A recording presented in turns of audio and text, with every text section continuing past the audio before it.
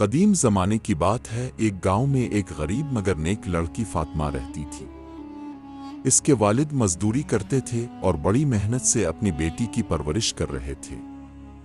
فاطمہ بہت سادہ، نیک دل اور برداشت کرنے والی لڑکی تھی۔ جب وہ جوان ہوئی تو اس کے والدین نے سوچا کہ اب اس کی شادی کر دینی چاہیے تاکہ وہ بھی اپنا گھر بسا لے۔ کافی کوششوں کے بعد اس کی شادی ایک قریبی گاؤں کے رہنے والے عمران سے طے کر دی گئی۔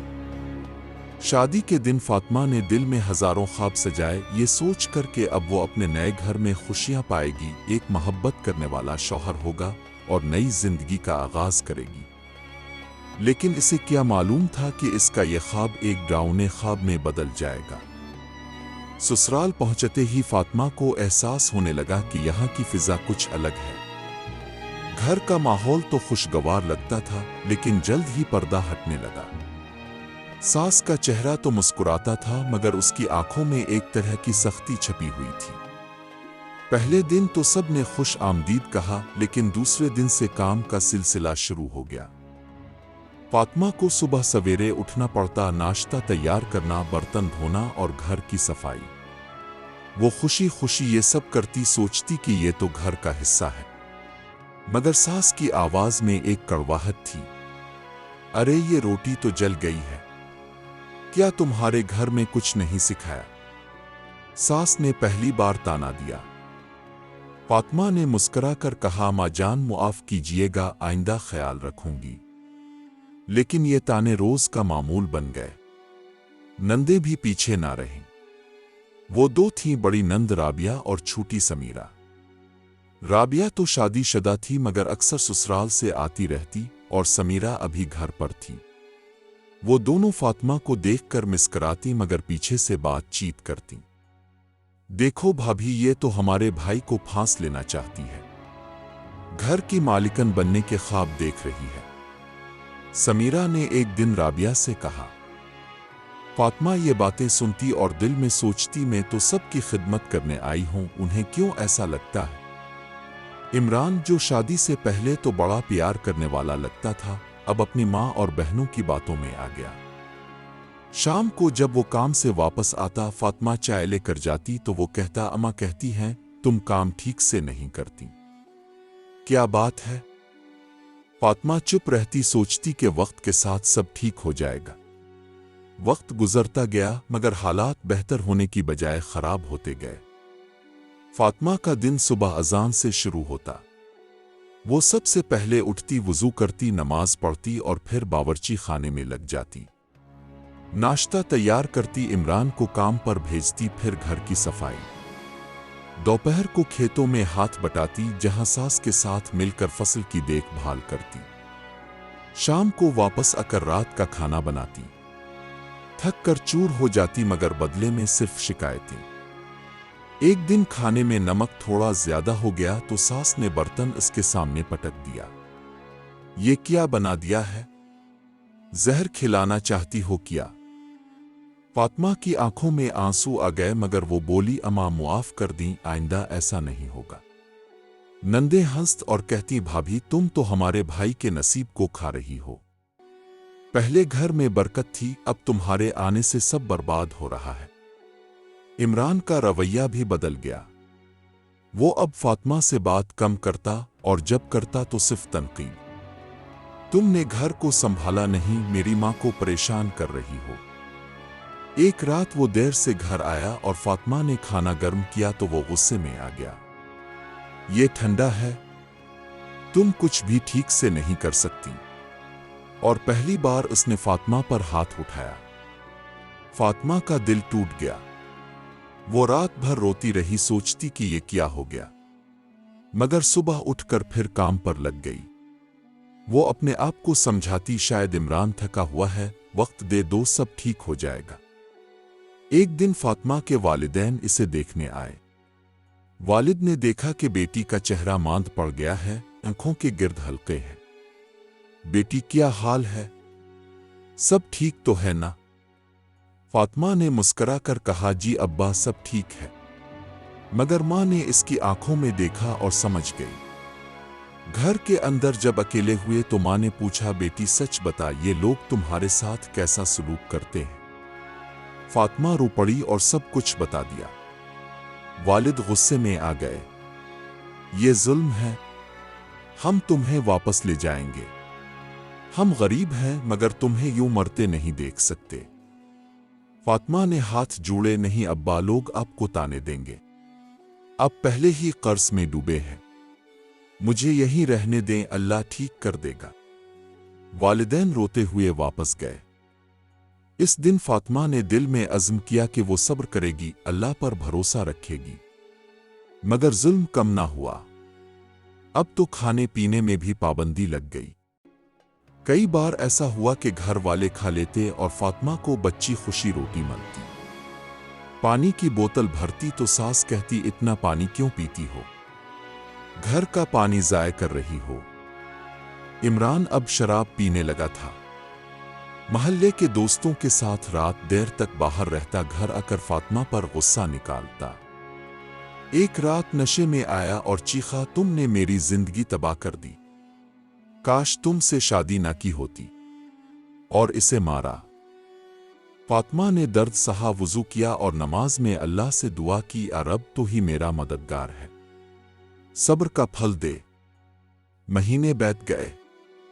फातिमा की जिंदगी एक रूटीन बन गई थी, काम, ताने, मार पे। वो अब कमजोर हो गई थी, चेहरा जर्द।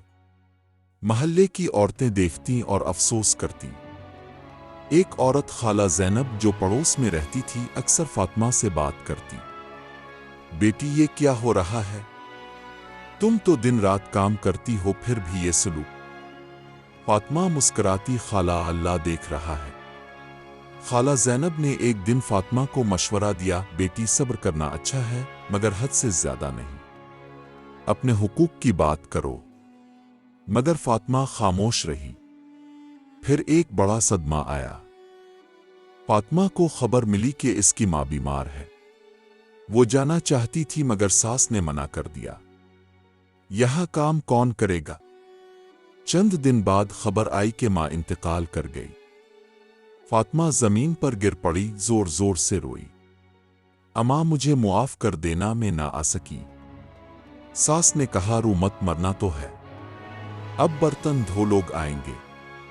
फातिमा का दिल टूट गया मगर वो उठी और काम किया।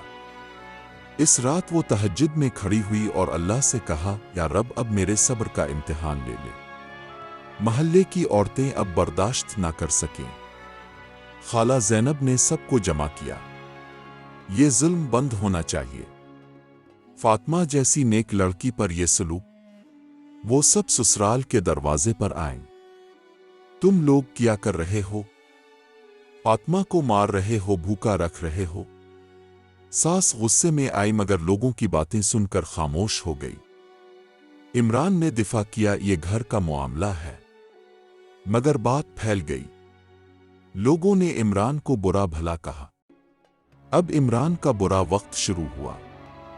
वो नशे में ज्यादा रहने लगा, काम छोड़ दिया, बाहर औरतों पर पैसे लुटाता, घर का खर्च बढ़ता गया। फातिमा अब भी घर संभालती। एक दिन वो नशे में गाड़ी चलाते हुए हादसे का शिकार हो गया। टांग टूट गई, कई दिन बिस्तर पर। नंदों की शादियां जो तय थीं वो टूट गईं क्योंकि खानदान की बदनामी हो गई।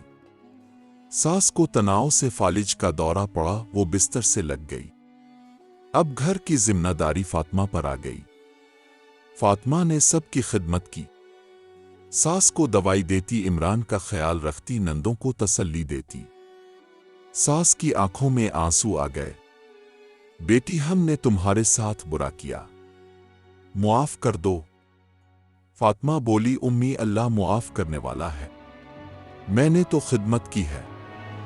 इमरान भी पछताया मगर देर हो चुकी थी। इसकी बीमारी बढ़ती गई और एक दिन वो चल बसा। नंदे एहसास कमतरी में डूब गईं। फातिमा अब आजाद थी। इसने घर बेचा, अपने वालिद के कर्ज अदा किए और बाकी पैसे से एक छोटा सा स्कूल खोला जहां गरीब लड़कियों को पढ़ाती। महल्ले की औरतें कहती, फातिमा जैसी साबिर औरत देखी नहीं। वो जवाब देती, अल्लाह कभी जालिम को नहीं छोड़ता। صبر کرو जीत तुम्हारी होगी। ये कहानी जारी रही। फातिमा की शोहरत फैल गई। करीबी गांव से लोग इसे देखने आते। एक दिन एक अमीर ताजिर की बेटी इसके पास आई। फातिमा बाजी में भी अब जैसी बनना चाहती हूं, मुझे सब्र सिखाएं।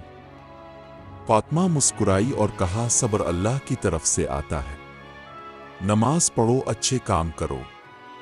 स्कूल बढ़ता गया। फातिमा ने मजीद लड़कियों को तालीम दी। एक दिन इसके पास एक नौजवान आया। इसका नाम अहमद था।